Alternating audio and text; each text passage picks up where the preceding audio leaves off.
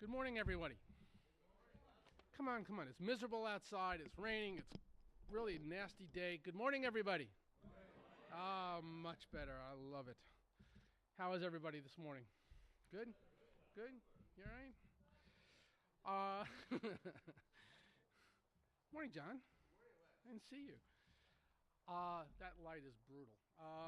Is the reflection killing everybody?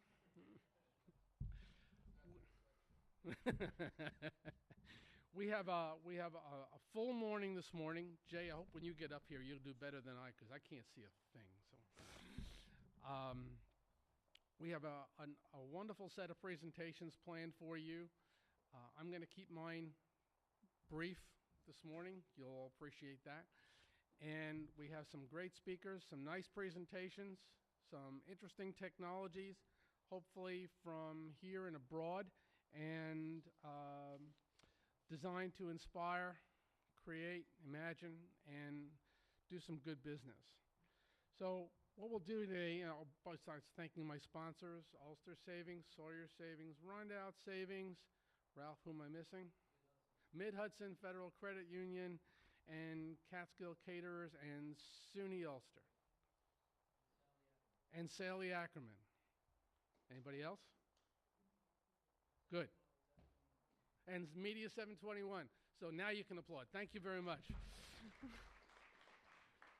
Someday I'm going to get this right. So what if you could know what technologies will be in 5 or 10 years? I subscribe to a lot of blogs and a lot of sites and come across a lot of information in trying to prepare for these meetings and being able to communicate some relevant, timely information. Well, this was as of last week. So I think this is about as timely and as relevant as I'm going to get. Now, we don't have a crystal ball, and I don't have all the answers, thank goodness, but there are a lot of people out there that say they do. And I'd like to just share with you some of what some people are looking at as what's coming up. Space travel and habitation. Commercialized space travel will see a lot of innovation, says Jeffrey Baumgartner, founder of the JPB Innovation Consultancy. I don't know what that is either. Much of it will be incremental in nature, but the result, low cost, easy travel to space and potential bases on the moon, and in longer term, Mars, will involve substantial innovation. Some firms to watch, says Mr. Baumgartner, are Space Exploration Technologies Corp., known as SpaceX, Virgin Galactic, and Bigelow Aerospace. So if you're playing stock markets, those are some up-and-coming issues. Human habitation in space so far has taken place in rigid vehicles like the International Space Station. Bigelow, based in North Las Vegas, Nevada, is developing inflatable modules that should be easier and cheaper to launch. Bigelow already is orbiting 2 unmanned, expandable prototypes and says it's planning assembly of 4 new spacecraft by 2015. The key here is that aeronautics is leaving government control and being taken over by industry, where cost-cutting and profitability, rather than contractors milking the state for as much as they can get, will lead to a lot of innovation, affordability, and efficiency. To that end, the next stage is heavy lift launching. A critical obstacle to any sort of space-based future is getting some rather sizable objects beyond the reach of Earth's gravity. But Langdon Morris, a partner with the Innovation Labs consulting firm, notes that while state-invested companies in the US, Russia, and Europe have developed heavy lift launch capabilities, one private company is moving forward to surpass them all in terms of payload capacity, an innovation that could slash launch prices and make large payloads commercially viable. And that, again, is SpaceX.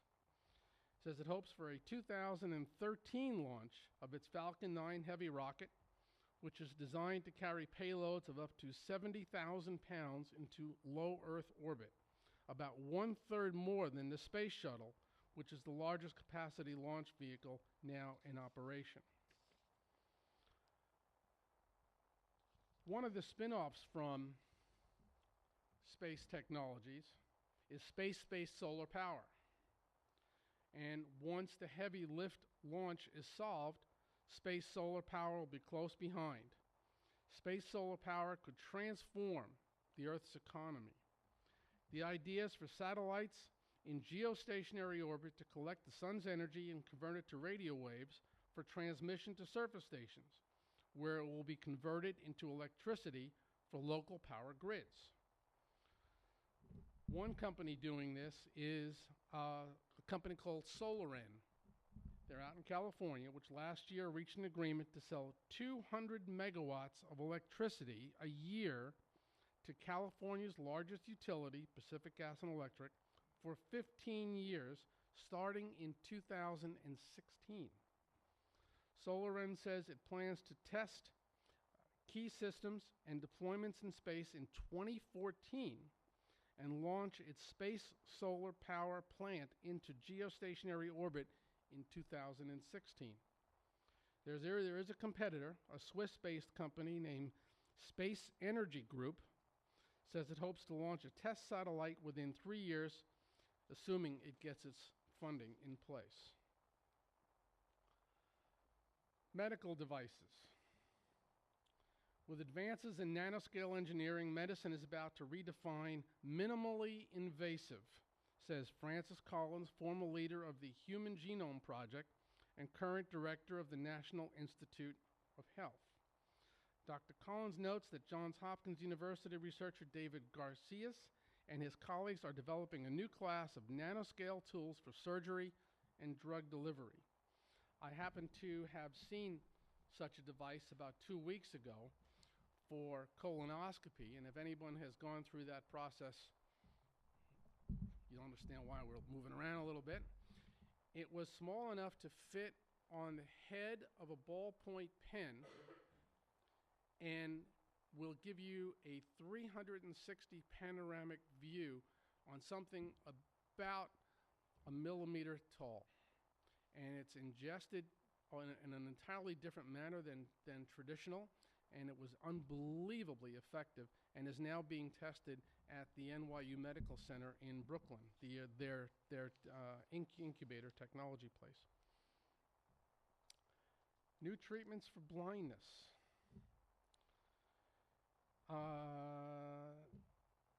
In the University of California and at Berkeley, they're working on a novel therapy for blindness. The technique involves introducing light-sensing molecules or photo switches into retinas that have lost photoreceptor cells. The photo switches can be used to control the activity of proteins in the eye that are essential to transmitting information from outside world to the brain in normal vision. I could go into the whole thing, but the downstream retinal neurons that receive and process information from these cells are preserved for years after the onset of blindness, giving hope that visual sensitivity might be restored by allowing the artificial input of information to these cells. So the cells are being used as storage of information that can be communicated. Fuel technologies. 2 firms could provide significant breakthroughs in the next few years in the search for cleaner fuel technology, says Andrew Shapiro, founder and president of Green Order, a unit of consulting firm, LRN, that promotes corporate environmental sustainability. In the race towards off-the-grid personalized power stations, Sun Catalytics of Cambridge, Mass. is challenging the dominant notion of batteries as a means of electrical energy storage. Companies developing a system that will use power from solar panels to split water into hydrogen and oxygen, then store both in tanks for use in generating power when the sun goes down. Meanwhile, Amyris, A-M-Y-R-I-S, of Emeryville, California, is developing genetic engineering technologies that change the way microbes process sugar, turning them into biorefineries that could provide alternative to products derived from petroleum. It's pretty neat technologies. Adaptive learning. Education, like most other services, could become more tailored to individual needs. That's difficult in the low-tech, labor-intensive context of the traditional classroom, but adaptive learning could change everything, says Michael Horn, co-founder and executive director of the InnoSight Institute, which is a nonprofit think tank. The technology is an amalgam of computer science, education, and cognitive science, uses both desktop and web-based programs that in some ways mimic the interactivity of human teachers. Startup companies like Newton, Knewton, and Grockit, Grockit, as well as stalwarts like Kaplan, are starting to push in this area, and there are promised breakthroughs in the next 5 years. So at the end of the day, is your technology going to be next? We have some very exciting technologies that we've been presenting you over the last few weeks and months. There's more to come, and we're looking forward to the innovations right here in our neck of the woods and with our compatriots all over the world. So thank you for listening to this. And just a quick question. Is Greece on the phone? Do we know? They are? Okay. Why don't we bring in Andreas from Athens, and he's going to present a company. I'm going to have to go in the back and pull up his presentation. So you want to bring him up, Jeremy?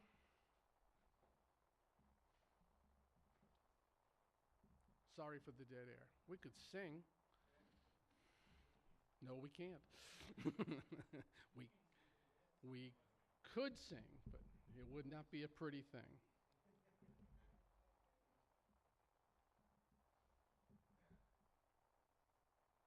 I see him feverishly switching cables. It's always fun to watch from this perspective. Hello?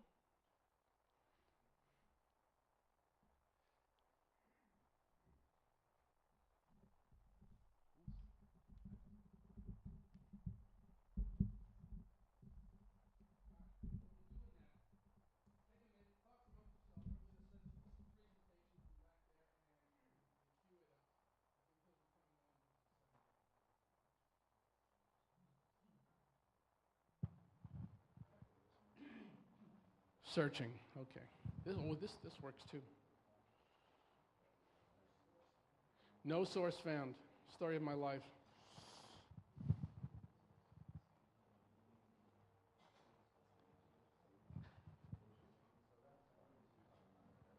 All right. Why don't we do this? Oh, there he is.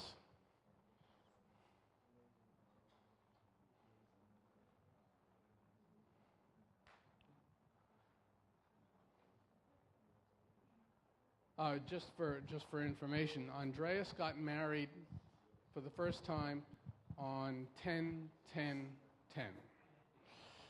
As a mathematician, I would expect no less.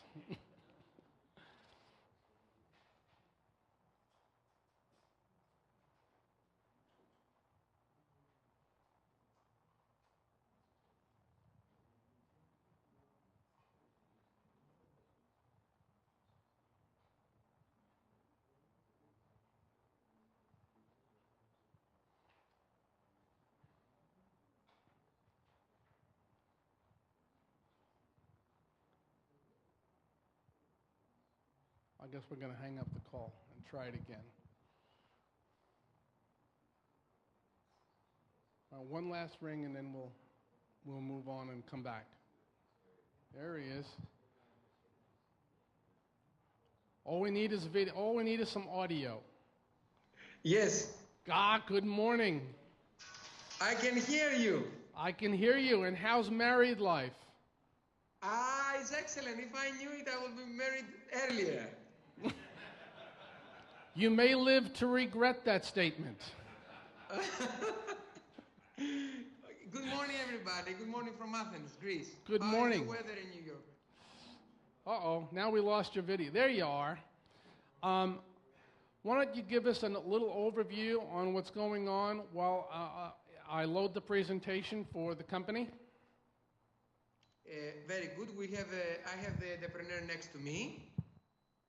And we have also the presentation online, so you can use the link also. I have it on my computer. Do you want to do it online? Let me see. Yes, it depends on him, how is better for him to present the elevator pitch. Fine. Why don't you go ahead and do it? Okay, just to say good morning to everybody. Good. And I heard you saying that I got married on the 10th, 10th, 10th. That's right. Okay, so just to certify on that. That's right, and from a mathematician, I would expect nothing less. Okay, so I would like to introduce a young entrepreneur from Greece, Vasilis Nikolopoulos. Say that three times fast. He will have the opportunity to give you a small presentation of his business plan. Excellent. Okay? Enjoy. Thank you.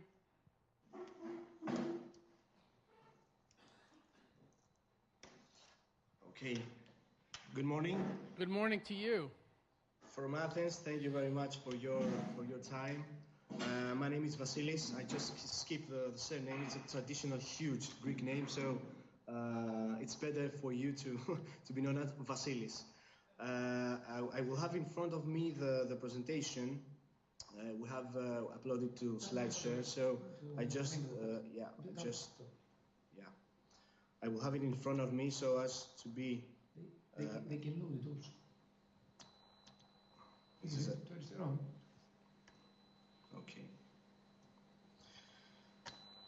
Is this the Windows 6? No, I just want to have it in front of me.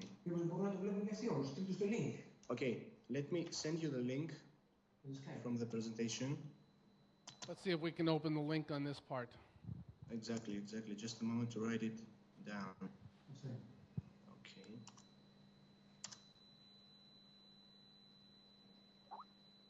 Okay, this is actually the link to the presentation, so you can, instead of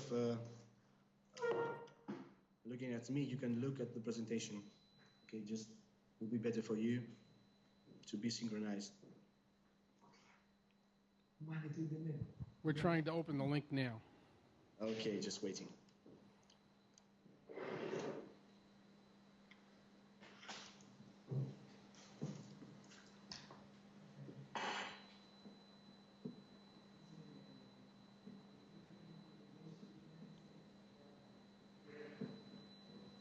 No? We didn't see the link come through. I have your presentation on my laptop. Yes, it was initially what Ioannis has sent you.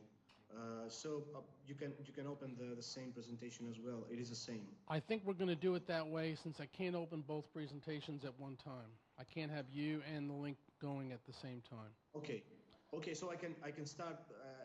I can start talking. Okay, and then you can circulate the presentation to the to anyone who is interested. That's fine. Okay.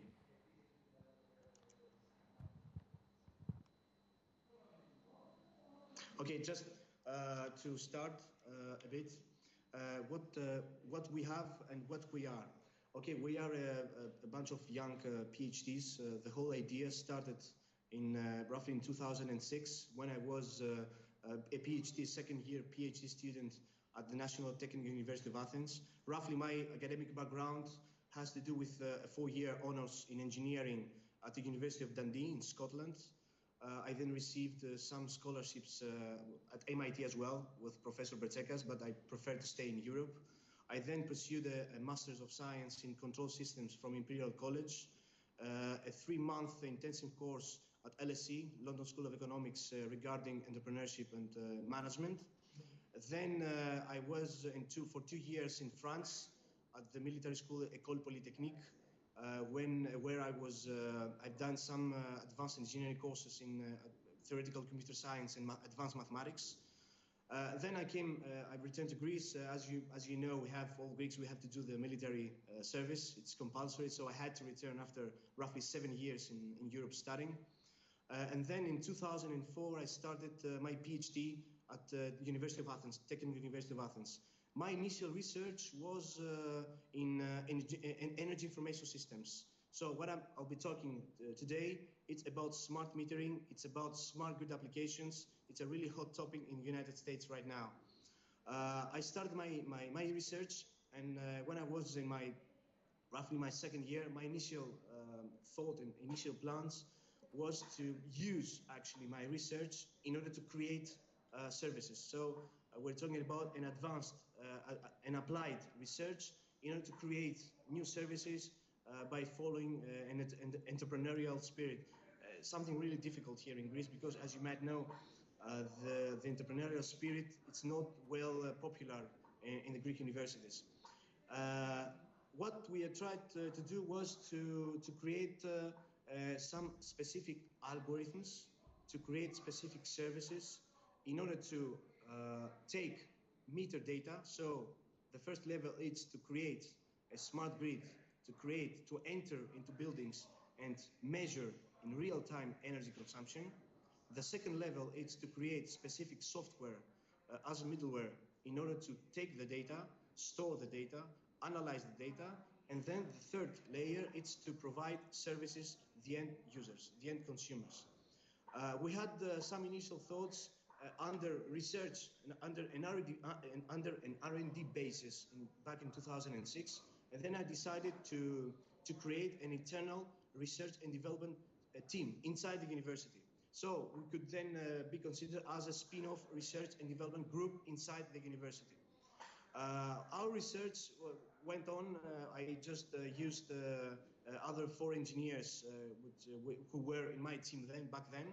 And in 2009, we managed to set up here in Greece the so-called Intelen startup company. The Intelen comes from intelligent energy. It's an abbreviation.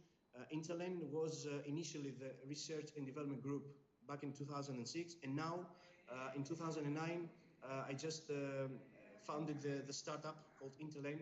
And as a focus, as a business focus, it's the energy ICT, it's the energy information system. So we are creating software, we are creating services on the energy sector, services that are based on some specific principles, such as cloud computing, such as smart metering, in order to offer our end user customers with services that I will explain later on. So initially, we had great ideas. We had some initial cooperation with EDLU and the Google Power Meter team.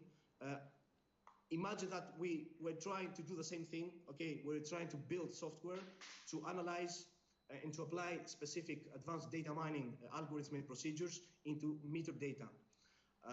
We had worked together. We had created some gadgets, some Google gadgets. Now you can see that on the presentation that you have, or either online. Our site is intelen.com, so you can join and see what exactly we're doing. We have some videos as well.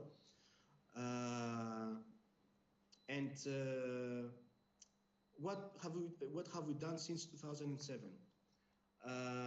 In 2007, it was the first time that we took part in a national innovation competition league here in Athens. It was organized by OTENET. It was actually the national ISP. It's like the BT in London.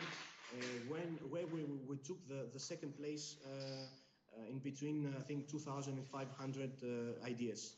The basic idea was a smart portal from which some customers could log in and see their energy profile in real time. Later on, we have applied to the Innovate 100 contest. Apparently, you might know it's organized by Guideware Group.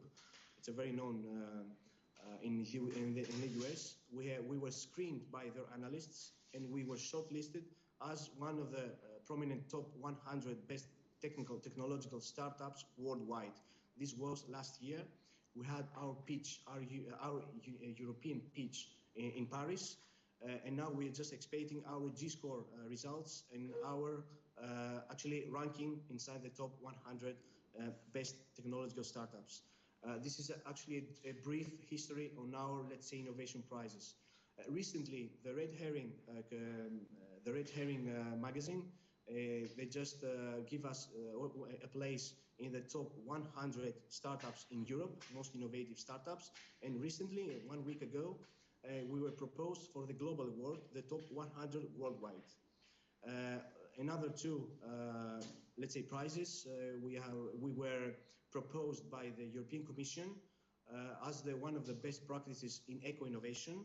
And we were also candidates for the European Smart Metering and Smart Grid Award for the 2011 huge conference that will be held in London, UK. So this is roughly a brief history. And let's talk about our service now, and let's talk about our strong differential points.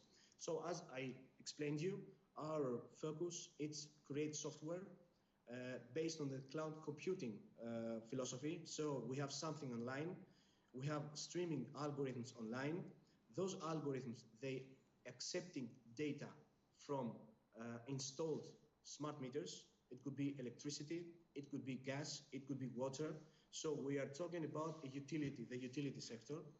We are just accepting those measurements in real time, and our middleware analyzes the data, ranks the customers according to specific key performance indicators and specific ranking algorithms that we have developed, and we are creating services. What are those services? Those services can be considered as smart grid application. The smart grid domain, it's a really hot topic now in the US, and this is why we have a huge interest in expanding to the US market. Of course, we have big competitors, good competitors. It's the eMeter. It's a very big company in the US that does apparently does something similar to us. It provides and produces MDM, meter data management software, and meter data management information systems. Another good competitor is the O-Power, a similar company that has us focus not to create smart meters, not actually to create integration between a smart meter and a software, but actually by using existing meters to create awareness, to raise awareness in the citizens by analyzing the data and presenting the data with the simplest way to the end customer. So one other hot topic is awareness, which is the first step for the energy services provision. What are our strong differentiation points? First differentiation point is that because we are from a very tiny country, and this was actually one of the initial questions that I had in all my pitch slams that I had so far from US analysts. The first question is focus. What are our focus? As you might know, if we were in the US, we would do something specific, something focused, and we would carry on that. Because we are in a very tiny company, in a very tiny country, and in a very tiny company, we're obliged to do many things in order to survive. So we're analyzing, we're developing specific programs for smart metering. We are developing specific programs for meter data management. We are developing specific hardware for specific smart meters in order to actually do the integration between third-party companies that have smart meters, such as Itron, such as Lattice and Gear. So we are trying to develop algorithms and develop protocols to integrate our platform, our MDM platform, with third-party meters. At the same time, we are working a lot in the specific algorithmical part of the analysis. So as Google takes as a feedback based on the PageRank algorithm, it takes some inputs and provides rankings on sites according to keywords. We are taking as input metering data, such as energy. We are taking some third-party or external data, such as degree days, such as specific temperature and climate conditions on the end sites that we are measuring. So we are taking some other data and we are using some fusion algorithms in order to extract decision, in order to extract some decision support services on the analysis. What I mean? I mean that if for instance, we are measuring in real time 100 buildings in the New York area, and we have the characteristic curve of the building, which means energy consumption. We have internal temperatures, we have external temperatures. We can deduce, we can decide if the installation of those buildings are okay. Okay, so this is a simple example. We have specific algorithms that if we enter into a company, if we enter into a home consumer and we are able to measure and analyze the home appliances, which means the fridge, the kitchen, we can, according to some specific data fusion algorithm, we can decide if your fridge is of an older technology and has to be changed. This is a service. This is an intermediate service that we can offer by measuring and analyzing those data. So one strong differentiation point, it's, as I told you, we have very strong ranking algorithm. We are not staying only in the raising of the awareness. So this means information. We are analyzing the information in order to raise the level of complexity, which is of course transparent to the end user as Google ranks. I mean, in the back, many mathematical algorithms are passing by, but the result is that I have the best ranking according to my keywords.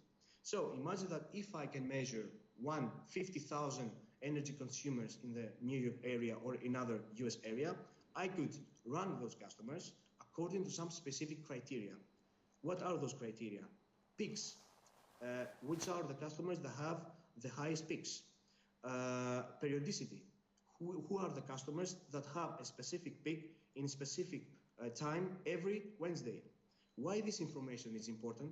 Because if we have on the back a smart grid company, General Electric, if we have Pacific Gas, if we have a utility company, they could actually use those analytics and the output of this analysis in order to offer services. What kind of services? Demand side management, energy trading, adaptive pricing in terms of energy billing, the time of use, let's say pricing. There are many services, energy services, that come from the so-called key players, who are the energy companies or the utilities, who need desperately those data, and not only raw data, they need analysis. So, to sum up, this is a very smart BI tool, business intelligence tool, not to drill down in the CRM system and obtain the best sales. This is a BI tool to drill down in utility raw data and obtain a decision. And this decision can be used from huge companies to address services. So, in terms of the business model, we are just in the middle. We are service brokers. On the right-hand side, we have the key players, huge utilities, huge distribution companies, huge energy companies, energy efficiency companies, ESCOs, energy services companies that have as an immediate service energy efficiency measures, or some to change the windows of the building to reduce the carbon footprint, CSR, corporate responsibility, green marketing. All those are services being offered by some key players. This is the right-hand side. We are in the middle, and on the left-hand side, we have our immediate customers, which means the smart metering customers. We have the customers that we are keep receiving metering information, data, in order to give the decision analysis to the right-hand side customers. So, as a business model, we are service brokers. One other smart and strong differentiation point is that we are using cloud computing. Our services are hosted in specific data centers, okay, with all the security, the ISOs that we could have. And we are actually have streamlining algorithms analyzing every 6 seconds or every 1 minute the data. One third idea that we have, and we are very much interested in offering, moving on to provisionals in the US, is that we are trying now technically to alter, to change the smart metering architecture, the existing architecture. We have specific technology, and we would like to create another type of technology in the smart grid sector, very identical to the BitTorrent network, the peer-to-peer network. We have specific technology that we could access to the end user, to the smart meter, directly without the use of any warehouses or without the use of any intermediate databases. This is another innovative approach that we have in the so-called utility sector.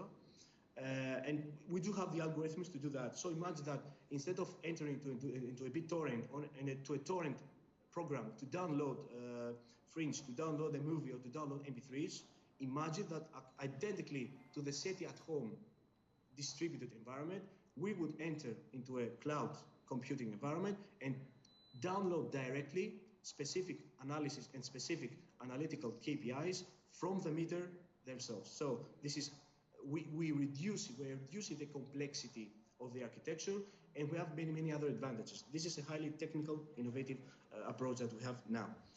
One other strong differentiation point is that we are trying to use social networks. And why is that? Social networking, it's a huge capital, it's a huge invention. So we are trying to use Facebook applications, Twitter applications, and other social networks in order to create social energy communities.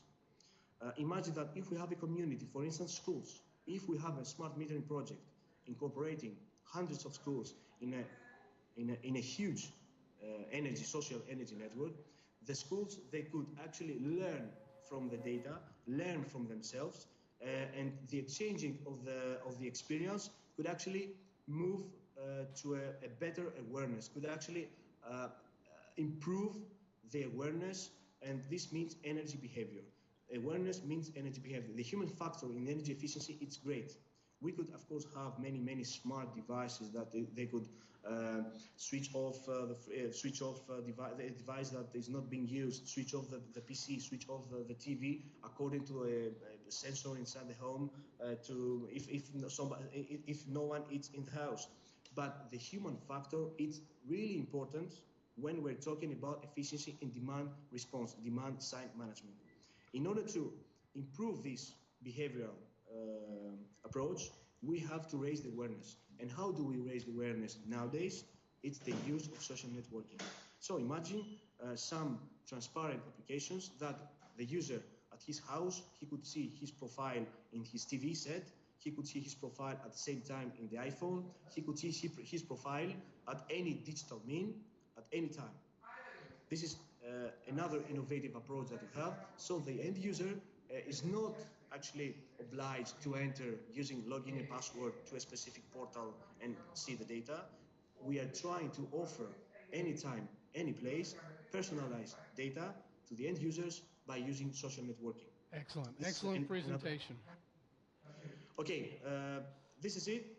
If you have any questions, I'm at your disposal. Thank you very much for listening, and the presentation is at your hands, so you can freely distribute it. Thank you so much. And are there any questions? We can take one or two questions, then we're going to have to move on. How is your company funded right now? We are the short answer. In the Valley of, sorry? Short answer.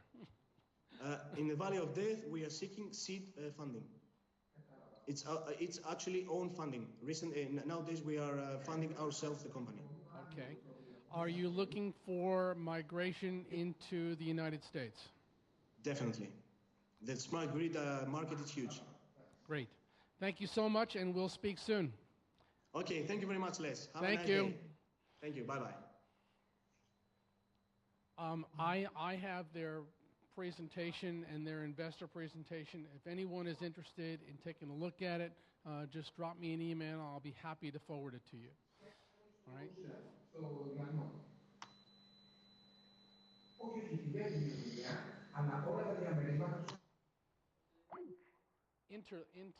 Interlin. I do have all the information. So if everyone's ready, we'll be happy to do that.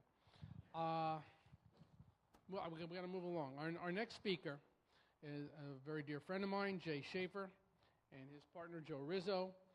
They are the directors of Absolute Return Associates, or ARA.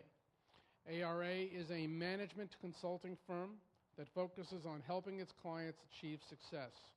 Both Jay and Joe have extensive domestic and international experience with organizations ranging from very large to very small and from startup to mature. Their comments today are based on the practical lessons they've learned from this experience.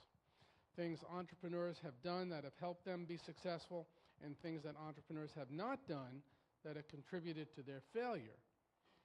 I'd love to hear that.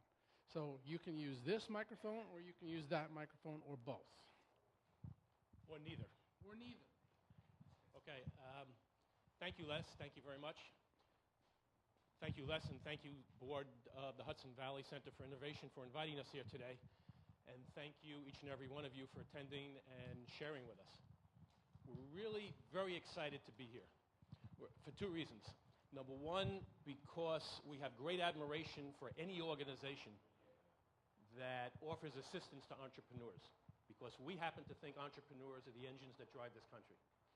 And anyone that can help entrepreneurs do their job better, we're all for it, and we support it. Second reason why we're excited about being here is because we really know we have a message that's valuable.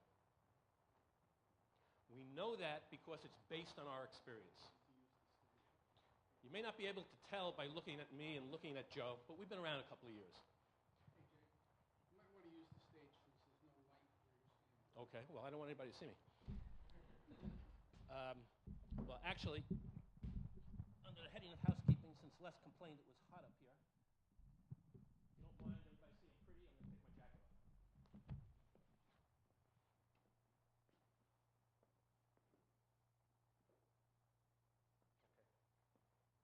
Can you hear me without the microphone? Yes.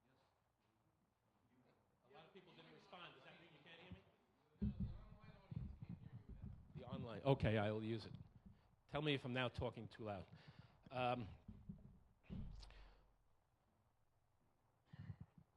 Our experiences, Joe and I have many, many years, more than I care to think about, working as consultants and working in the corporate world. Most of our work, as Les said, has been focused on turnarounds and startups. The first piece of advice I can give everybody here today, there's no better place to learn how to be successful than working in a turnaround situation. There's no place where you can learn more about what didn't go right and what wasn't done and what should be done than when you're working in a situation where you've got to figure out what did people do wrong and how do I correct it. The comments we're going to make today are based on the insights that we have learned from that work. And that's why we know that our message is a good message, because it's based on lessons that we've learned. Okay, so that message focuses on, will you be in business and will you be successful in 5 years? If I suddenly disappear, it's just because I took a step forward. I'm trying to stand out of the light here. Most of you are here today because you've got a great idea for a new product. Well, the interesting thing is you're not alone in the fact that you've got an idea. Once upon a time, two of the most valuable brands in the world had good ideas also, Classic Coke and Euro Disney. Other well-known names like Ford, names like Apple, names like Sony, also had good ideas along the way. So you're not alone with your good idea. And in fact, an organization called Ben Gay, I don't know if any of you are familiar with Ben Gay, a cream that you rub onto yourself when you're sore, they had an idea once to turn that cream into an aspirin. I'm not so sure that was a good idea, but it was an idea they had and they thought it was a good idea. So you're not alone with your good ideas. However you say, you're different than those organizations because you think you know the right way to do it. Well, guess what? Other organizations have thought they know the right way to do it too. I don't have to spend a lot of time talking about those organizations right now. I could just refer to one in particular, which is the finance industry in total. We don't have to look much further than today's newspapers or hear the news on today to understand that something went very wrong in the mortgage and finance business beyond the credit problems. They expanded too fast. They didn't they didn't think it through. They didn't plan for it. They didn't develop the right procedures. They weren't doing the right thing. And as a result, they're going to suffer to the tune of billions of dollars because they did not plan properly for what turned out to be, I guess, a very successful operation at the beginning. So, with that as a backdrop, I say to you, you think you've got a good idea? You think that you know how to do it? Well, at the end of the day, when everything comes together, are you doing the right thing now to ensure, or to at least increase the probability, that in 5 years you will still be in business and you will be successful. My goals for our short talk this morning, 3 goals. Actually, I don't think I'm going to tell you anything you don't already know. I think there's a lot of smart people in this room, and you know all the concepts. But what I think Joe and I can offer to you, I think our message, what it will do, is it will help you organize what you already know. And most importantly, the real message we want to put across is we want to make sure that we leave you with the idea of the interaction of everything you have to do and the impact of everything you have to do on each other. That is the main message that we're going to try and put across. Whether you're a startup, early phase startup, and you're only thinking about the future, you're a mature company and you're already doing everything, or you're somewhere in between and you're phasing in everything you have to do.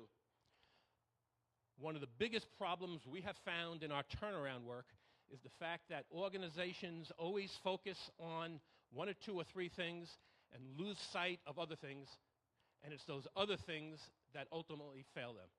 You've got to remember all the components, you've got to understand how those components interact with each other, and you've got to constantly be focusing on that.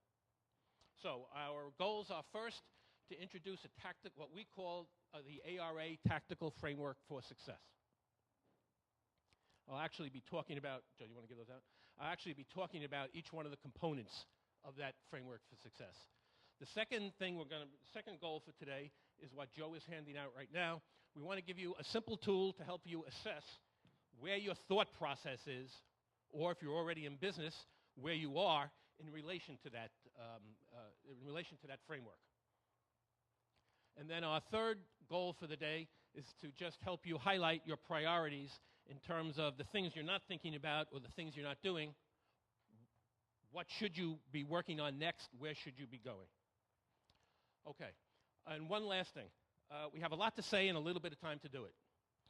I encourage you to please ask any questions you have as I go along. If I'm saying something that you don't understand or doesn't make sense, or just offer any comments you have. We'd love to hear it. Unfortunately, I'm not going to be able to respond to any of those questions or any of those comments right here and now until the end, and we'll see how much time we have. But my associate Joe is going to write down every question that's asked, and we will post the answers to those questions on our website. And anybody who would like to see those answers, just take our card, or give us your card at the end of the day, and we'll mail you a password to get into our website, or just send us an email, and we'll send you a password. Please ask questions if something I'm saying doesn't make sense, if you disagree, or for whatever reason. Please, any comments at all, Joe will capture them, and we will definitely respond to the greatest degree possible. Okay, so let's get right into the tactical framework for success.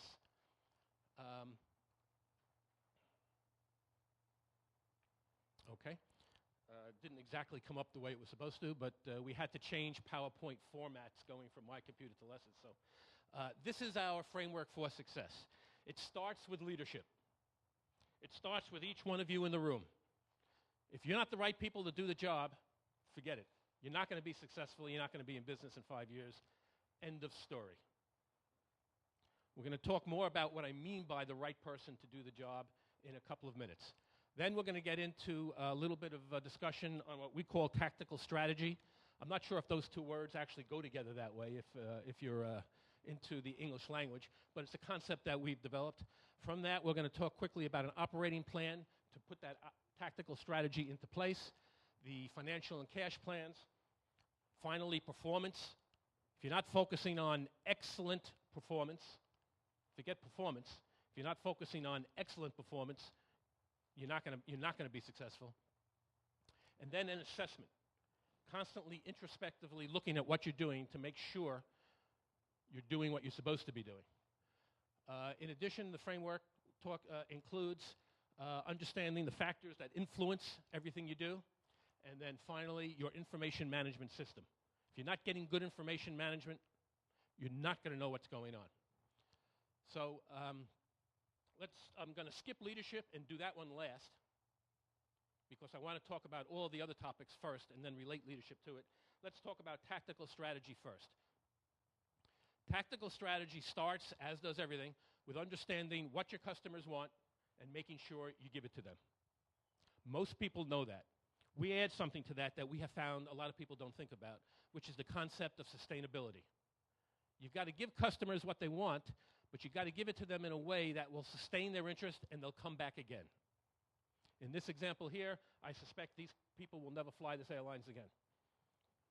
They may be on the plane now, but they're not going to come back with sustainability was not something that the airlines thought about. So, in terms of our tactical strategy, the foundation for tactical strategy is, as I just said, customer focus. What is your customer purchasing? Use as an example McDonald's. If you ask people what McDonald's customers are purchasing, most of them will tell you hamburgers and French fries. Well, that's true. They are purchasing that. But just as important, if not more important, they're purchasing taste, they're not even purchasing taste. They're purchasing convenience. They're purchasing location. They're purchasing price. What exactly is it that your customers are purchasing? We've listed a couple of generic topics. These are nothing but generic topics. You've got to customize them for yourself. What is it your customers are after? Once you've decided that, you've got to determine how are you going to meet your customers' needs? What are the things you're going to do? What are the tactics? What is the competitive advantage you're going to bring to the table? And what is your brand? Some of you may be familiar with, let's see. Nope, wrong button. Some of you may be familiar with Warren Buffett and how he refers to competitive advantage and brand. Anybody ever hear the name he associates with them? Anybody? He calls them your moat. M-O-A-T. What moat are you building around your organization to put a barrier up to keep the competition from coming in, from taking over? This is the basis, the foundation for everything that you need to think about as you open your doors and as you start your business, or you need to think about if you are, in fact, a mature business. What we talk about are the tactics here, not the strategy. But what are you doing to make sure that you are always meeting the customer's needs? What are you doing to make sure that your competitive advantage remains a competitive advantage? And what are you doing to make sure that your brand is something that the customers will know and will appreciate? I'm going to rephrase that prior slide into a couple of bullets under the heading of all this becomes the framework for your mission statement. Your mission statement starts with your customers' wants and needs, how you're going to meet them, your competitive advantage, and your brand. And I'm going to add one more thing to this, which is critical, and that is your standard product. I said earlier, the best advice I can give you is to go out and work in a turnaround. You'll see what needs to be successful or not. Another very important piece of advice that we have found clients do not do is determine what their standard product is. You can't be all things to all people. You have to draw a line around the key product that you're offering and the key processes that will generate that product. And that is the product that you're going to market with. I'm going to talk a little bit more about exception processing in a minute, but ultimately what we're saying here is you've got to be able to do the standard product well. You've got to be able to do the standard product excellent. Exception processes, more times than not, you need to recognize that they're an exception and you need to walk away from them. At least until you've got the standard down pat. So in terms of the framework for your mission statement, what is your standard product that is meeting your customers' needs? You must understand that. Okay, let me introduce to you the handout that Joe just gave out. We've called it a report card. What I would like to ask each of you to do after you leave here today, we're not going to have time to go through it here today, but I'd like to ask each one of you to go through the questions on the report card and ask yourself if, in fact, you're addressing or plan to address the topic of the question. The questions are organized in the pieces of paper we handed out into 8 sections, 1 section for each of the topics on our framework. And you'll see there are questions related to, am I using the microphone properly, Les? Okay. You'll see that there are questions related to each topic. You want to know, you want a quick tool to find out where you're at and if you're thinking about the right things.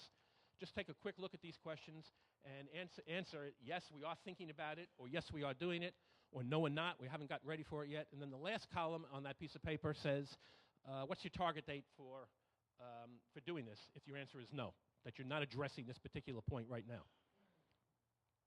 That becomes the input to your action plan.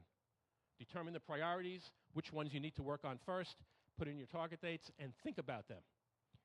If you're trying to get cash because you're in an early phase startup, the more you know about the topics we're going to talk about, the more you sound like you're on top of what you're doing. If you've already got cash, you may need cash a second go around. Well, again, are you on top of everything that needs to be done? Answer all these questions yes, and you'll be able to tell a much better story. Okay, so we just talked about tactical leadership in our framework for success. The next topic I want to talk about is the operating plan for putting the tactics into place. What we call the foundation for our operating plan is what we call the end-to-end process. Something I alluded to earlier. You've got a standard product. You must understand each of the functions that are required in generating that standard product. Don't discount anything. Everything has to be understood. Our starting point in this discussion with clients is we talk about a generic end-to-end process. We break up the end-to-end process into 6 steps. This is our starting point. These are very generic. You can take something like this and throw it away and customize it for yourself. Not you could, you should. But at a minimum, these are 6 topics that that must be done in your organization for you to be successful. And you need to address each one of them. Once you've got your generic end-to-end process, you must think about the operating requirements for each one of those steps.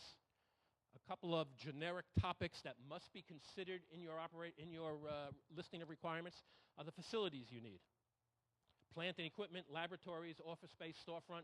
What do you need for each of those 6 steps in our generic end-to-end process or in your customized end-to-end process? What equipment, supplies, raw materials do you need? What methodologies and documentation are you going to develop? You can't expect people to generate a product if you haven't developed the way they're going to do it.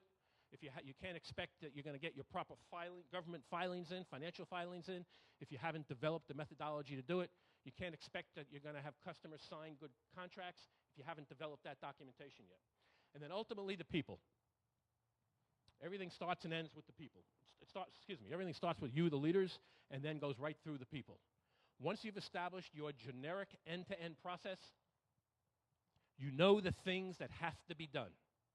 Once you identify all of your operating requirements, you know the requirements to get that done. What you now have to recognize, you've got to look in the mirror and recognize that you're not an expert in every one of those. You've got the bright idea, you can do some other things, but now you need to bring in some people who are experts in some of those other topics. Maybe they're employees, maybe you're outsourcing, maybe they're consultants. Whatever they are, you've got to make sure you've got the right people doing the things that need to be done, not you. You've got to focus on what you do best.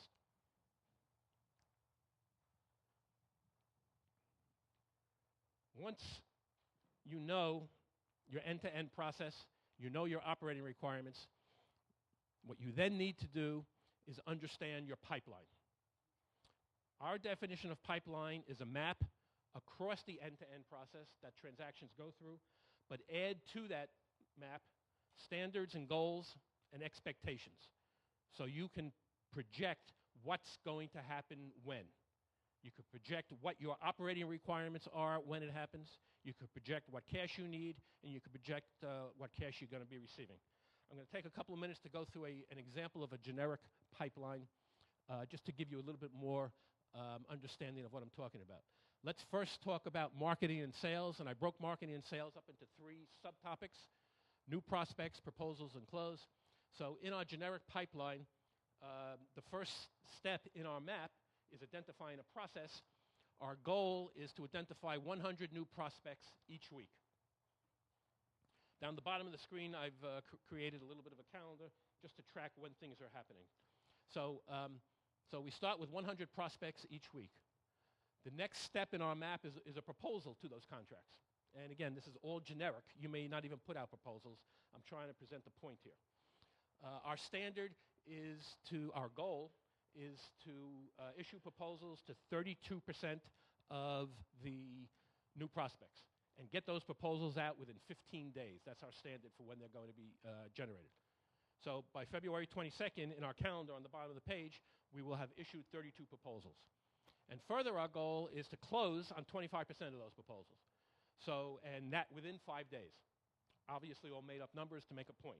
The point here, just looking at marketing and sales, is that if we want to have, in our plans, we want to have 8 deals closed by March 1st. To do that, on February 1st, we've got to identify 100 new prospects.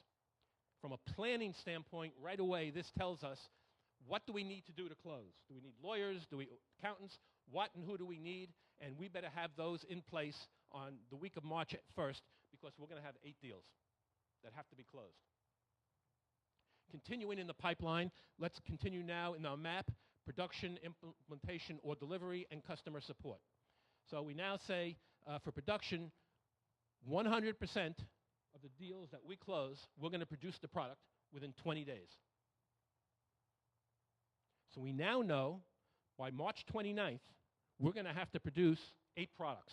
We better have all of those operating requirements that we talked about, we better have them in place by March 29th because that's when we're going to have to start doing our production.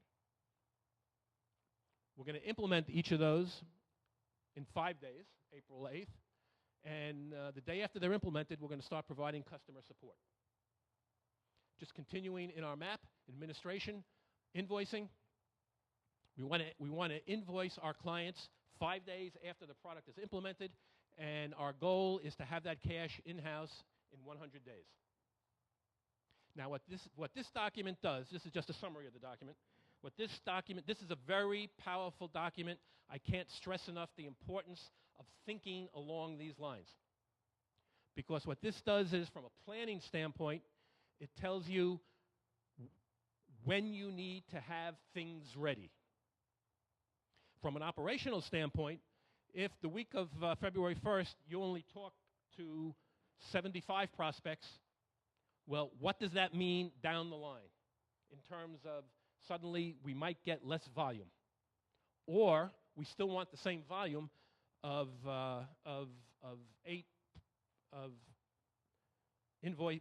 Our goal actually on May 17th is to still receive the same amount of money, but we've only spoken to 75 rather than 100 prospects.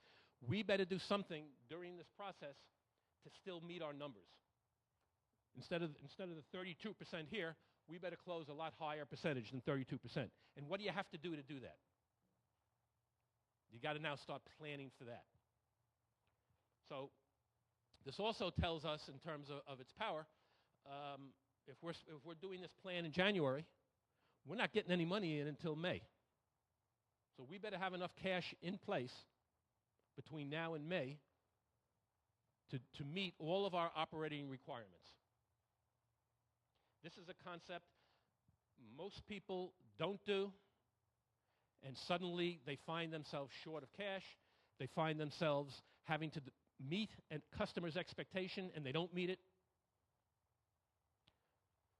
Ultimately, you don't think like this, you're going to end up failing.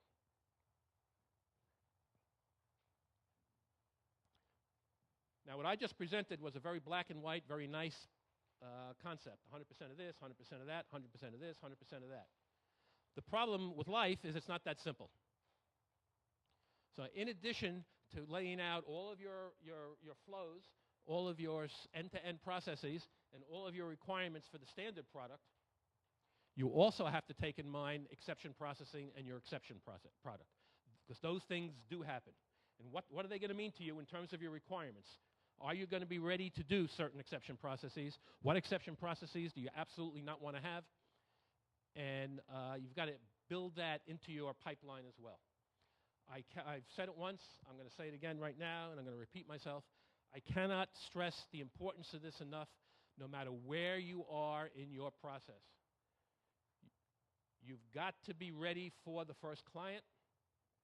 You've got to be ready for subsequent clients after that, and you want to sustain that first client. You've got to always think and plan ahead. You're looking to find cash. You've got to show people that you've thought ahead, you've addressed all your issues. You're on top of all of this. So I cannot stress that enough. You have in your handout your report card questions for the operating plan. I urge you to ask yourself those questions, determine where you are, and change your thinking accordingly.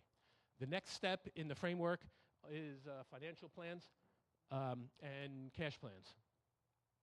Let's talk about cash first. Everybody, I think, is familiar with your cash and your cash flow statements. Basically, they summarize two things: cash uses and cash sources.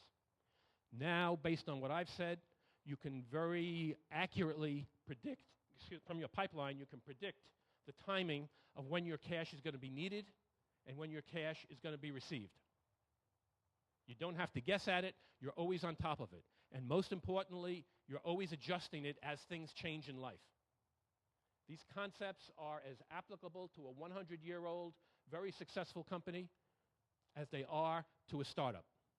These are things that you must always be doing if you want to be successful, if you want to stay in business. Everybody has cash problems. So in your cash flow statement, just focusing on operations, using the pipeline example that we referred to earlier, February, March, and April, we've just got cash going out. We don't have cash coming in until May. Do we have enough cash on hand to finance all those operations in February, March, and April? Something you've always got to be ready for. Don't think because you've got a great product that therefore these topics, these issues aren't going to be issues. They're always issues. In terms of financial planning, just talk about P&L for a second. Your P&L budget should be based and tied in very much to your pipeline. You can't predict that you're going to have revenue, expense, or what your net is going to be in any quarter of the year until you've developed your pipeline and you know what you've built your operations for.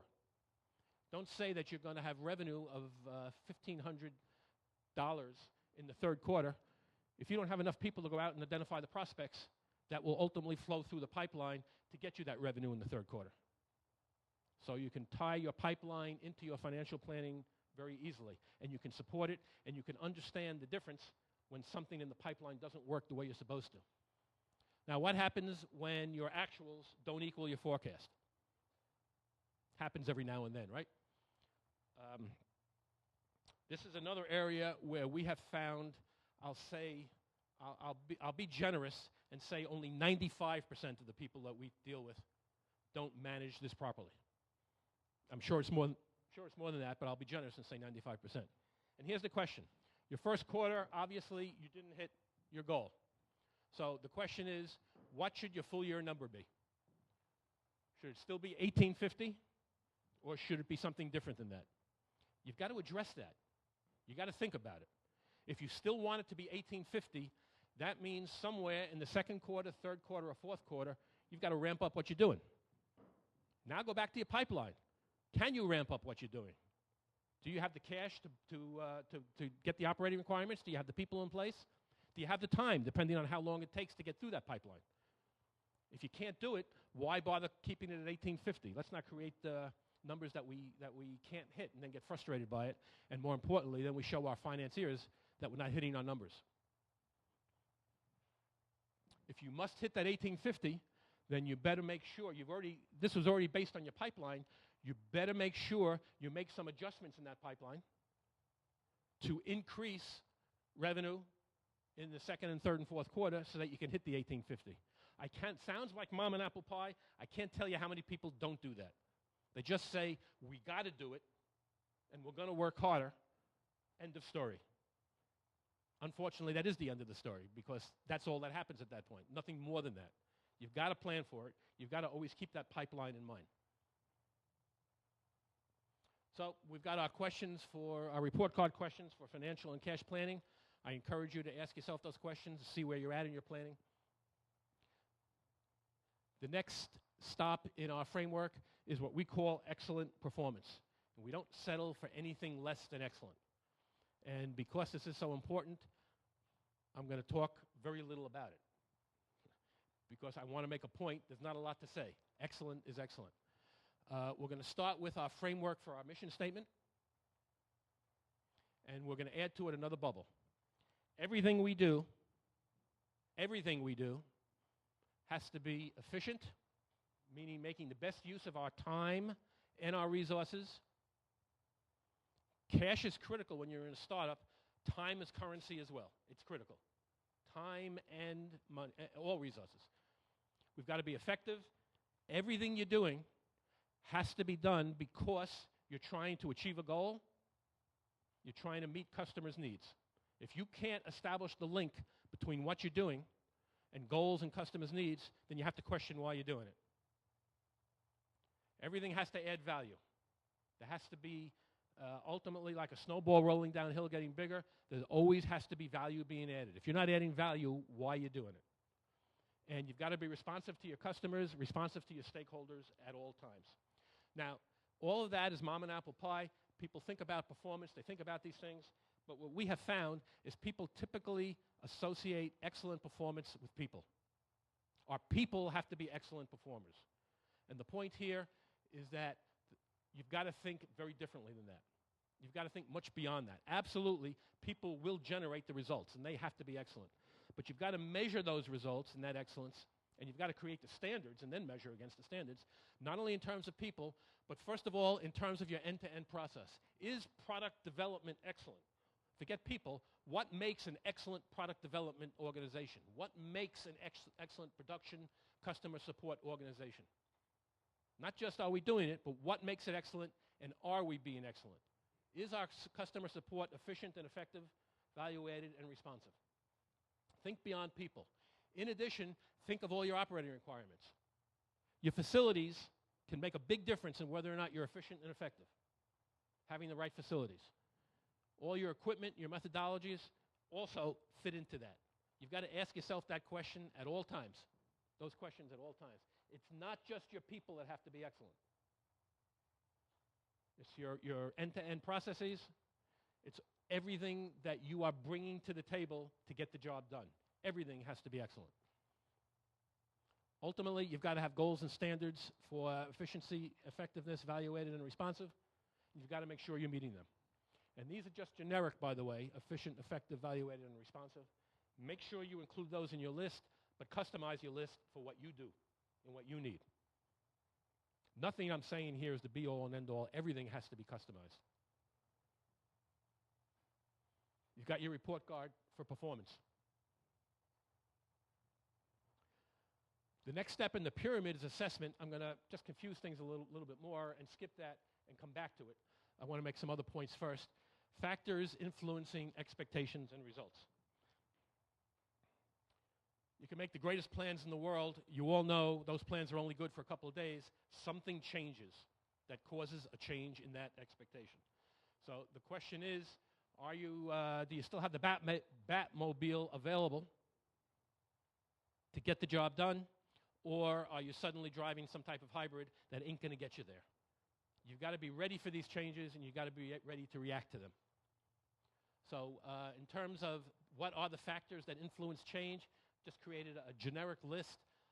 You need to come up with your own list.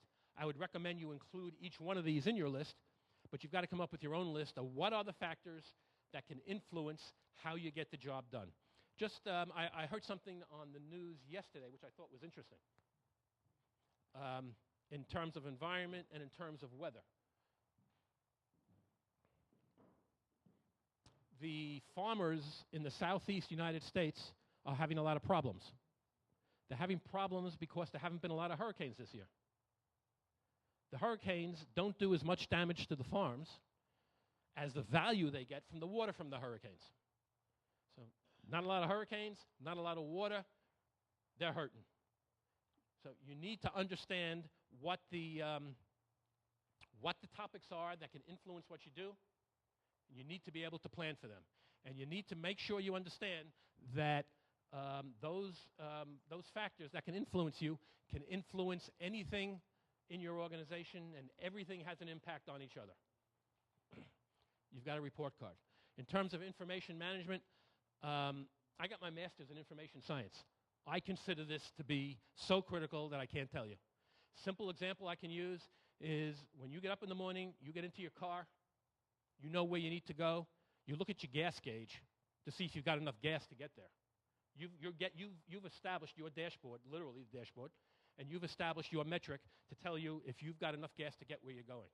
If you ignore it, you might run out of gas. And guess what happens then? You don't achieve your goal for the day. You don't get where you need to go. That's the simplest analogy I can draw. Information management is critical. You must identify information that gives you feedback on your expectations, your results, your status, and your trends. And you must understand, you must also get feedback on your plans, your influences, and your performance. So you've got your report card. An assessment, Les is giving me the high sign, so I've got to speed up here. When we talk about assessment, you think you know where you're at, but are you really there? Just an example of questions that we have found people don't ask themselves, which give them an indication that they're not where they think they are. Going to break out the world into what we call the pillars of tactics, these 4 topics. And what we have found is somebody thinks that they have an excellent process, but the customers are not thrilled. They have backlogs. Well, guess what? They don't have an excellent process. They need to do some type of assessment to understand why. Information management, material surprises are occurring. Well, if material surprises are occurring, you're not getting good information. If you've got breakdowns, if things are breaking down, then you don't have good controls. And if you find you're having problems with cash or your financials, there's something wrong in your financial activities. You're not assessing yourself properly. So you need to ask yourself some very simple questions. Are things happening the way they're supposed to? And if not, you need to take a closer look at why you need to do an assessment of your activities. Finally, leadership. I said I wanted to do this last because I wanted to talk about all of these other topics and ultimately what leadership is all about. This was earlier my generic model for mission statement. This is now my generic model for a leadership model. As leaders, you've got to be committed to each one of these things. You've got to understand what it takes to do it. And most importantly, you've got to demonstrate that commitment every single day to your employees, to your associates, to your stakeholders. Every day in your written word, in your oral word, in your activities, your deeds, you've got to show that you are committed to doing things right. You want to be in business in 5 years. You want to be successful. And you know the only way to do it is to think and plan ahead. So you've got your leadership report card. In summary, we have our tactical framework for success. You must address each one of these topics if you want to be successful. Our goals for today was to introduce that tactical framework, which we did, suggest a tool, which we gave you out, simple report card, and highlight priorities for an action plan. For anything in the report card where you've answered no, fill in that last column, determine what's most important, and establish a target date to start thinking about it. And ultimately, that's us. If anybody has any questions, we'd be more than happy to address those. Thank you.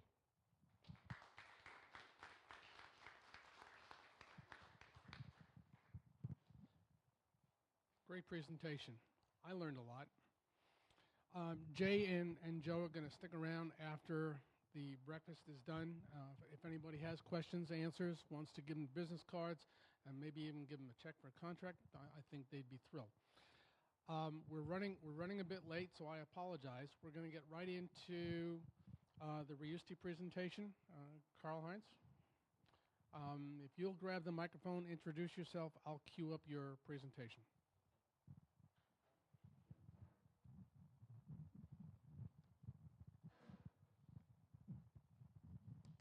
To introduce myself, my name is Karl-Heinz.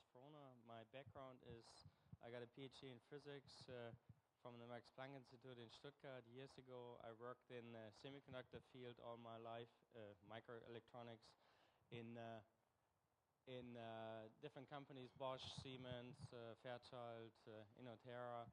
Eventually it brought me to Taiwan, and in Taiwan I actually ran into a person who invented the technology I want to present today, and he actually installed it in a German bakery in Taiwan where we always happen to be and meet. So I want to introduce today what the idea of the technology is and how it works. Is this coming across properly? Okay. And I just don't have the remote control. I have the remote control.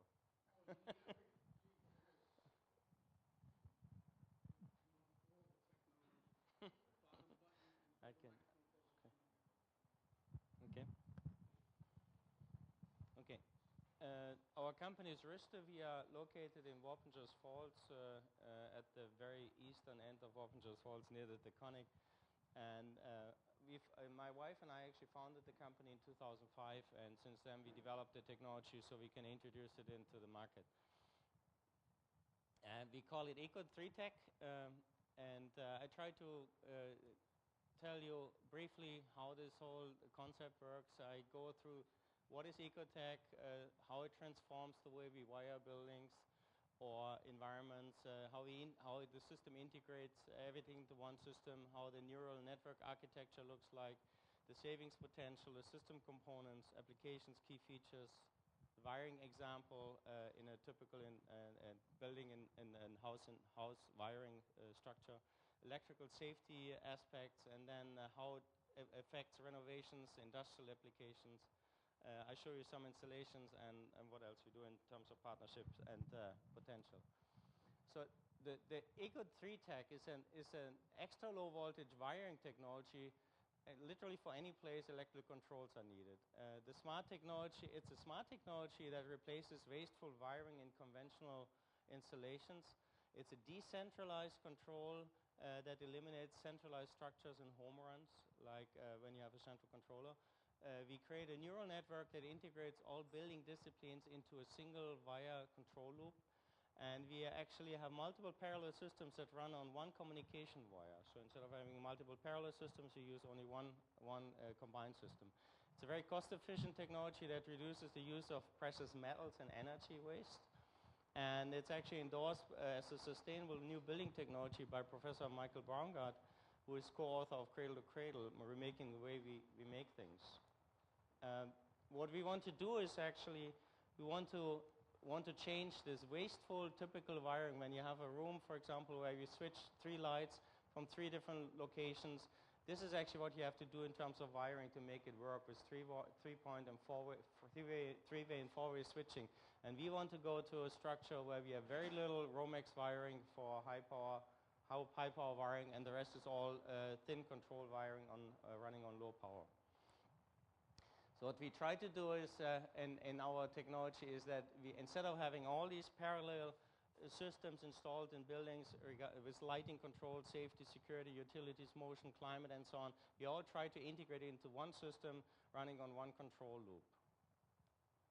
And in terms of wiring, instead of having multiple parallel installations where you always have a controller or a power supply controlling an individual aspect of the building, like security or safety or anything else, we literally try to put all these devices onto a loop on one wire, and we supply the power to where the power is needed, and the rest is all low voltage controls.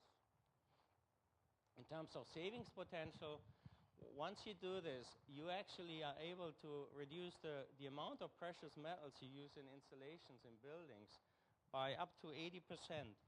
And that is actually calculated by Professor Braungart, and he calculated an example for a typical installation in a German apartment. And the use of copper in cables can be reduced almost by 3/4, because now you wire only very short distances to the power user, and the rest is all control wire. And in terms of carbon footprint, of course, this is somewhere in the range of 3/4. You can reduce the carbon footprint by saving materials and saving energy. And I want to bring one more aspect, which is the energy efficiency. typically in buildings, somewhere you use less than 60% of the energy is really used efficiently for what it's supposed to be doing. The rest is energy used in controllers, in computers, in devices, on lines. And our system is able, by reducing all these cabling and by dropping the central controls and all the other components, we can actually increase the energy efficiency, and the component which is lost as non-efficient electricity in the building can actually be reduced by a fraction of the conventional installation. Oops. So just two numbers to follow this up. The energy efficiency is calculated by Professor Braungart here to be increased from 53 to 89%. And the use of precious metals in a typical installation goes down from 200 pounds to 42 pounds in this example. So how does the system actually work? The system has very few basic components, and we use 24 volt as a power supply to run the control wire. And then we have literally nothing else than cable to connect all the components, which is typically we use an Ethernet cable, Cat5, Cat6, but literally any cable does. You can use this piece of whatever via telephone, it still works. It's a one-wire bus system. Then we have input devices, which are transmitting devices like keypads, for example, to switch a light or to ring a doorbell. And then we need receiving devices, which are then switching lights. For example, in this case, you just have a receiver and a relay, and on top you need a programming device. So every transmitter and receiver has a chip card on board, and the chip cards actually get programmed by a handheld programmer, where you tell what this button does when you press it, so where the signal goes, in this case, for example, to this receiver. So this is the minimum installation you do. You have a transmitting device, a receiving device, pieces of cable, 24 volts somewhere, and you need a handheld programmer. That is your basic system. If you need 50 times more, you buy 50 times more components, more wire, and loop it all together, and you can communicate from any point to any point. No further electronics or no further controllers or anything else. And so that means we have all kinds of, we can literally loop all kinds of applications together. I just put a whole bunch together here. For example, you see timers, or you see motion sensors, or any kind of input device. And also integrated functions. We have, for example, so-called smart devices, where we have an onboard receiver, and you can then switch a whole bunch of relays. For example, this would be working for a radiant floor heating system. So you would just connect it to one wire, and you can distribute your thermostats on the loop, and you can control all the different zones. And that's just an example. All you can do is with LEDs too. And this is just an image of my demo here, where we have different application interfaces and switches. So the applications can literally be anything in terms like keypads, motion sensors, security sensors, motor controls, timers, power switching. Anything you can think of, you can actually literally connect and directly communicate. And they are connected via an onboard interface. The whole system is designed to allow any future applications to be integrated or added to the existing neural network without any rewiring or the need of extra software or control interfaces or electronics. So you can just literally buy another motion sensor with a transmitter, find the wire, tee it off, connect it, and tell this thing to switch on the same light you push from a button.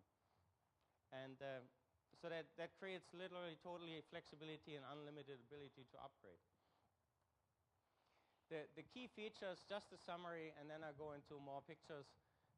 This is the first wiring and building an automation system which has a true neural structure, where every point communicates to every point without this organizing computer.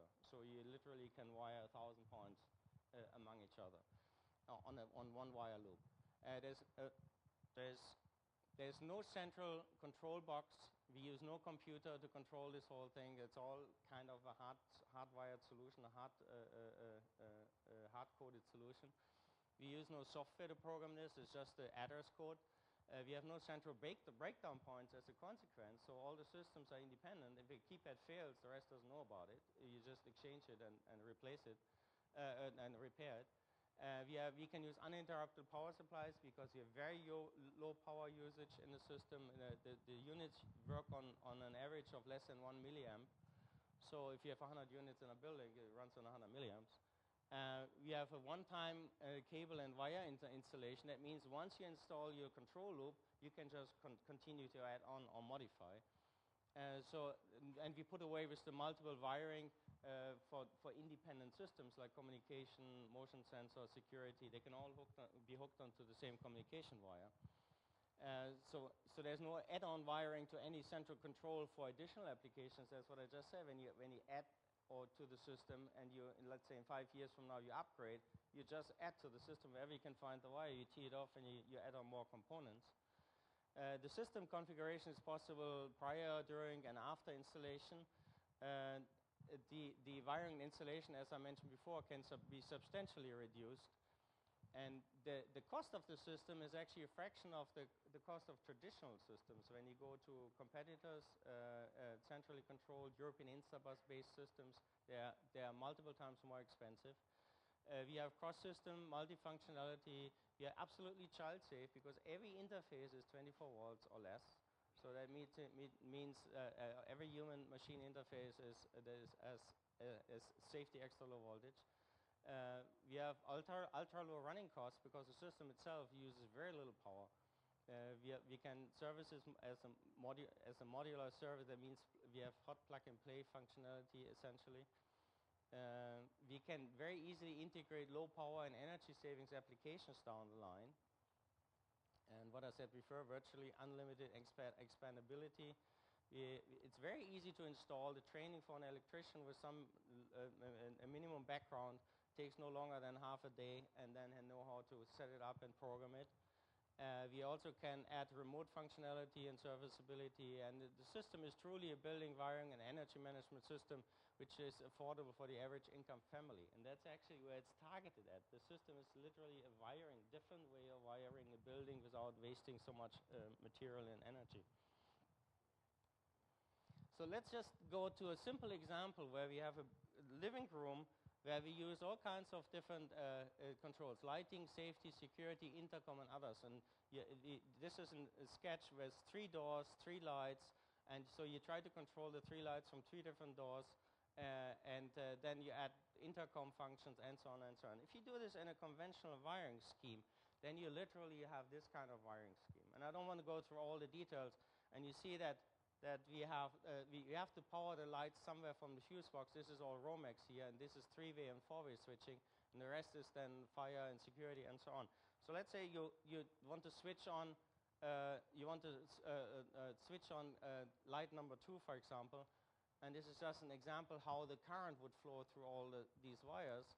And of course you would have a second component, which is the alternative switching in a 3-way switching. So these are all the wires which have to be run just to switch one light from 3 different locations. If you do this for 3 lights, then of course it triples. And when you go to our wiring scheme, we only supply the power to the lights directly, and then we have a receiver relay to switch the light. And the rest of the system is all low volt, 24 volt control wire. And since we have a neural structure, we don't need a central controller. That means we have no home runs to anything. That the structure of the system is completely flexible. That means the only rule is you have to connect it somewhere. So you can just add on, wherever you find the wire, you can just add on more applications. And of course, when you, in the same example, if you switch on a light in this case, then the power would only run through the very short Romex run. And to just stay in this picture, just for the power part, this directly compares, of course, then the amount of wire is actually under power when you switch on a single light in a typical conventional installation.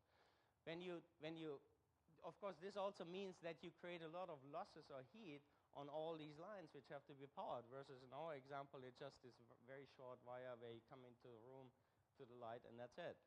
And a third aspect is this safety aspect. All the interfacing with humans, all the keypads, anything else is all 24 volts, which is actually extra low voltage, or it's actually called separated extra low voltage. And I just want to focus on this aspect here. The way we design everything is that literally this is our control environment, and wherever we switch lights, we actually have either an optocoupler or a relay which has which is designed with a safety barrier. In the US it's 6 millimeter, in Europe it's 8 millimeter code on a board, so that we are, in all cases, the control environment is completely separated from the actually power switching we do. And of course, you could go a step further in the future. If you have, for example, lights, and you would do this with 24-volt LEDs, then you can actually have these lights also in this arena. So you would have a completely extra low voltage environment in your walls. And this system allows to do this very easily. Whether you switch this light here 110 volts or 220 volts or 1,000 volts, or it's 24 volts, the only difference with 24 volts at the end is that you can do it within the same box and you don't have to separate it in a junction box. So it's actually easier, it's actually more cost efficient, and then you can integrate it further. Then you have actually 24-volt LED lights, for example, and you can have the receiver directly in the light. So it's a smart LED light, and you just connect them with one wire, and you can control 1,000 lights on the same loop without any additional infrastructure costs. And just one word about renovations and modifications. If you do renovations, for example, let's say you have a simple 3 lights, 1 switch, and then you want to convert it to 3 lights and 3 switches, then of course you have to add a few switches and wiring. If you do the same thing now, you want to switch it from 3 different locations as I showed it before, then you have to add all these components, not only switches but all these Romex runs, and it can be substantial amounts. It can be hundreds of feet of Romex actually in order to make this workable. And if you want to add another light or another switch, it's literally impossible at that point already, because then you run into cable thicknesses which are practically not feasible in a building. If you do the same with our system, of course you need sorry, I should go back. You need a transmitter and receiver to switch the lights. If you go to 3 lights, you just need more buttons on your keypad, but the wiring is the same, and you just need to be able to individually switch those lights instead of with one relay. If you go to this scenario here, then the only thing you add is actually 2 keypads and a little piece of wire, and they just talk to the other lights. And you can add another 50 of those keypads or locations, and you can add as many lights as you want. The wiring is literally neglectable. So the cost is actually, the more complex the structure gets, the more the savings are actually in terms of renovation, especially in secondary costs. And I only just want to briefly mention that this is, I'm always talking about the private home and the wiring in the private home, but the system is so universal in terms of how it switches and how it communicates that there's a whole scenario of industrial applications. And I just want to show you this picture without going into details, that of course you can do very complex switching scenarios without the need of to run through closets, for example, like in industry. Normally, if you want to switch like 10 lights from 10 locations with 10 buttons, you would have to go through some kind of panel and wire this. In our system, you do is decentralized. You have intelligent receiver relays and keep it somewhere, and you have 24 volts, and you link them all on one wire, and that's it. And the wire can be up to 1.5 miles long. So that gives you an enormous possibility. And the same, we have a myriad of scenaриos for DIN rail mounted switching, which is standard in the industry, monitoring and control environments where you can have a power supply and all this stuff on a DIN rail in a closet, and then you switch it from anywhere you want in the building structure. The same with controllers. If you need buttons in a closet, you can just wire them through one wire, and you can literally have up to 1,000 addresses, so you can have 500 buttons controlling 500 things on one wire. Just to give you an example where this was installed so far, in 2004 this was installed in a demo in Germany, and it's actually a demo house where a family lives in. And it was also installed in Taipei in Wendel's Bakery, and that is actually where I saw it, and that is where I met Al Buchner, who is actually the inventor of the system. And it's running since then. It's an installation in Taipei which is equivalent to 5 of those buildings. It's a bakery, bistro, beer garden, and so it's tested and you see our keypads actually there, right there. And just recently it was installed in Hamburg in a building in Germany, which is actually an energy producing building. They produce 4,500 kilowatt hours a year excess energy in the building. And we also installed it in the Hong Kong Housing Authority last year. because they want to use it for their low-income buildings in the future. By the way, I forgot, in Hamburg they use this actually as a training facility, and just next Saturday we'll actually have the senator for building and environment there, and they look at this for projects in the city potentially. So we also put this into a Ensastar in Nanjing. This is their headquarters is wired with a system, and this is a demo wall where you have 21 lights and all kinds of switching scenarios to show it to customers. And the Chinese are actually very interested in this right now for all kinds of major infrastructure projects also, in, for example, train station renovations and other things. So here in the US, the first one we installed was in our own house in Orphangers. And then we did a renovation in Salt Point in 2007 where they have this in the living room. We installed it in the IBW in Harriman in classroom 5 as a demo. We integrated it with 24-volt LED lights there. And then we installed it as a retrofit in the meeting hall. They have 4 groups of light, and they switch it in the back and in the front 2 times. And we put a little panel in the side room. And the only thing the system needs now is the power comes in here and 4 relays and goes out to the ceiling. And the rest is this yellow control wire going to the keypads and to the relays, and that's it. And the 24-volt here, the tiny little $5 power supply. And that's the whole installation. And they took out about 2,000 feet of Romex. In this case, they need 20 amps per circuit. And if you run 20 amps to 200 feet or more long cables, you need gauge 10 or whatever. So they took out an equivalent of more value of Romex than this system costs actually to buy the components. This is just a repeat what I just said. Just in terms of reliability, maybe one word. Since 2004, the system is running without a problem. And in one word about Rista itself and our partners. So we are developing right now a sales network.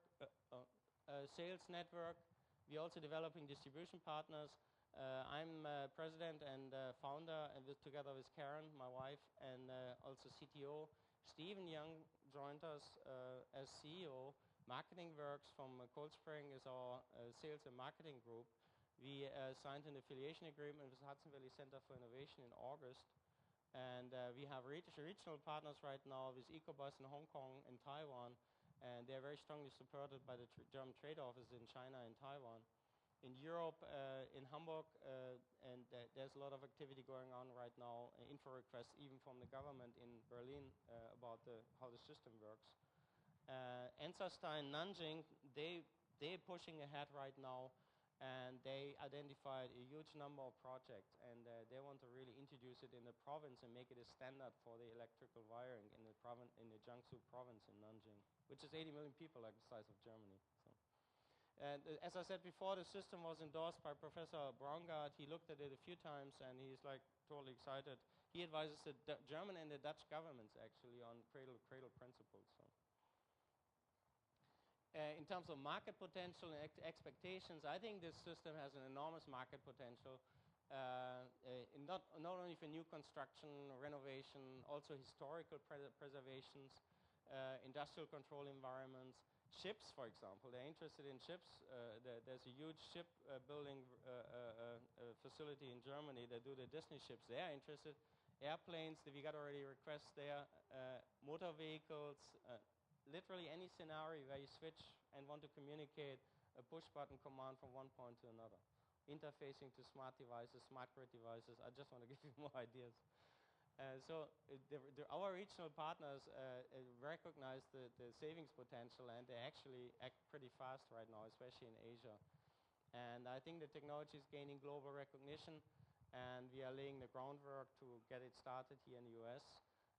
I think early adoption in Hong Kong and China and Europe actually supports our operations here to get it started and maybe accepted. And of course, I hope also with the help of Hudson Valley Center for Innovation, we can get some more traction.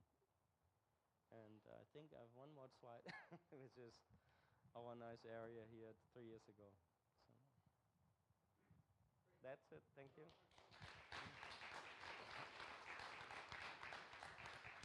I don't know whether there's time for any questions. I tell you what we'll do. We're going to conclude the meeting, and Karl-Heinz is going to be here for Q&A, as will Jay and Joe. and anybody else you'd like to speak to. So I'd just like to say thank you all for coming. I know we ran a little late, but I think this was a very informative session. And thank you all the people online, and we'll see you next month. We have a great speaker lined up. Wonderful human being, humanitarian. What else are you? Just a nice guy. So we'll see you soon. Have a productive day. Take care.